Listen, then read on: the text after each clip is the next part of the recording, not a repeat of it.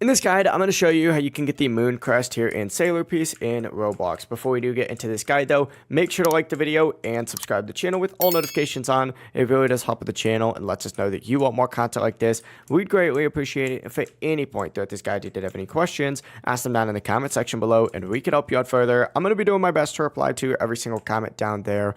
First things first, interact with the teleporter in the map and teleport specifically to Boss Island. I'm actually already here right now, so I don't need to teleport anywhere. But essentially, make your way over to the boss summoner, interact with this guy right here, and scroll down, and you're looking for the Moon Slayer boss on here. Now, you are going to need some upper seals in order to summon it, so obviously farm those first.